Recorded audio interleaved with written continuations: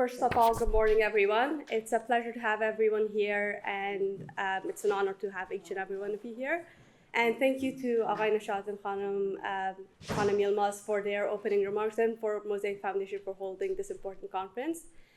Unfortunately, we'll have His Excellency Jeremiah Kingsley Mabolo later on this afternoon. So for now on, we'll move to our next keynote speaker, Sir Laurie Bristow. Sir Laurie Bristow is the president of Hughes Hall and has formerly served as the ambassador of the United Kingdom.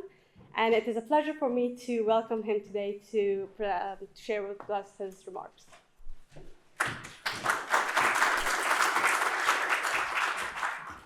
Thank you, sir. Okay, well, good morning, everybody. Thank you very much for the introduction.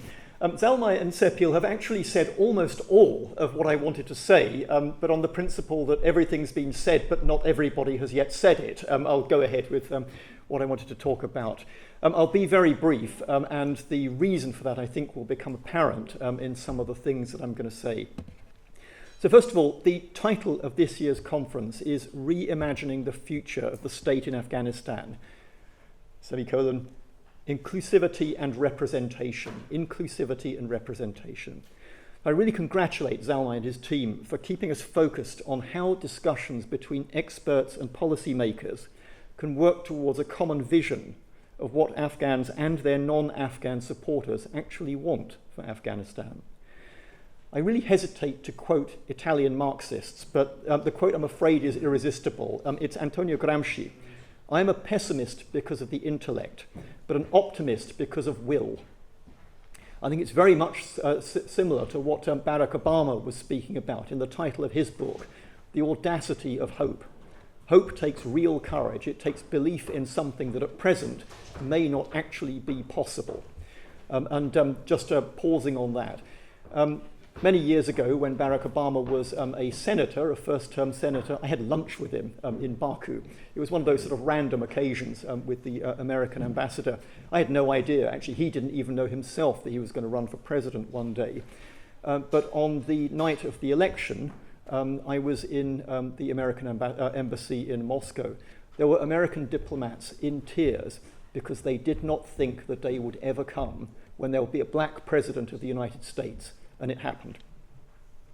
If we do not build a coherent vision of the future we want and a viable path to achieving it, we condemn ourselves to living in the present that we have. That said, though, we do need to start with a sober and clear-eyed assessment of where we are now and how we got here.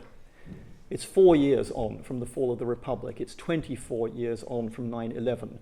None of us, I think, will ever forget the things that we saw during those periods. We're now dealing with brutal facts of oppression, hunger, sickness, poverty, material poverty, but also spiritual poverty that is the inevitable consequence, possibly even the desired outcome, of banning Afghan girls from school. Girls who were 12 years old in August 2021 are now entering adulthood. Almost all of them are doing so without the preparation for adult life that is the purpose of schooling. The damage to individuals and to society is simply immeasurable. It's accumulating with every passing day. Meanwhile, the media, to the extent that they are interested in Afghanistan at all, that's the non-Afghan media, present Afghanistan as a subject of despair and helplessness. The human story behind the numbers telling of food insecurity, the impact on women and children of the Taliban's exclusion of women from providing or receiving health care. It's also a story of how the international community is largely failing Afghanistan. The tide is turning very sharply, for reasons we all understand, on migration and on acceptance of refugees in Europe, in the UK, in the United States, and at huge scale in Afghanistan's neighbours, particularly Pakistan and Iran. The tide has long since turned on the aid and development resources available for Afghanistan and other very needy countries. There are reasons for these changes. Those reasons cannot be wished away, and they need to be understood because they reflect public and political opinion. It's turning away to address other priorities, including domestic concerns, about immigration, the economy, just the number of bigger, more urgent calls on our time and attention. You'll recognise in that description the loss of focus and will that led to the events in 2021. The US-led decision to withdraw foreign forces, the failure over the previous 20 years to create the political culture and the structures that would enable those foreign forces to leave safely, but we did anyway. The goals and the motives of Afghanistan's neighbours during that period. So what should we do now? The short-term outlook in Afghanistan is not good. I do not see at present where positive change comes from in the short term. But Zalmay asks, what is our duty? We will look back on this period and ask, what were we doing now? What will be useful now for whenever the opportunity arises? The roadmap for a transition to a legitimate, democratic and stable system in Afghanistan is an effort to map out common ground and how to reach it. It represents the views of 20 political and civil movements and identifies where consensus is possible rather than focusing on disagreements. It may be imperfect, things always are in this world, but it is the basis of a discussion primarily between and among Afghans about the future. I particularly welcome the fact that the South African High Commissioner will be joining us later for today's discussion. The situation for women and girls in Afghanistan today represents simply the most extreme example of gender-based oppression anywhere in the world today.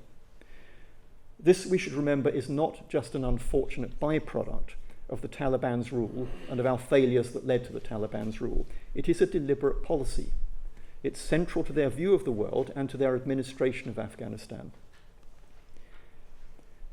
Many people, of course, argue that what is happening should be designated as gender apartheid, to bring to bear both the political pressure and the international legal instruments that might change that. There are, of course, major differences between Afghanistan under the Taliban and apartheid-era South Africa, but there are surely things to learn from South Africa's experience of overcoming systemic racial oppression. Above all, though, and this is why I intend to be short, this needs to be a discussion between Afghans, with the support of the international community and the expert community, of course, but the decisions and choices that Afghanistan faces in the coming years are ones that affect Afghans first and foremost. Those of us who are not Afghans need to avoid the temptation, which we've fallen into repeatedly over the years, of telling Afghans what is good for them. This leads on to my last point, and this is, I hope, a much more positive one. Ending gender apartheid in Afghanistan is not a matter for discussion between men without women being part of that conversation. Basic rights and freedoms are not something that men can choose whether or not to grant to women. Gentlemen, and I'm speaking to the men in the room, our role is to make space for Afghan women to make their views heard and to listen and act on those views. So, my final point, sitting in the front row, is Zara Joya. We've become, I think, very good friends. She's speaking later today in the conference. Her work is on her own behalf and those of her Afghan sisters to give voice to the women of Afghanistan who would otherwise be voiceless in this discussion. Earlier this year, our college, Hughes Hall, decided to offer Zara a fellowship of the college, senior membership of the college. We did that to signal our support as a Cambridge institution and our solidarity with her work and that of her colleagues. She did us a great honour in accepting. Please listen to her and her sisters. Thank you.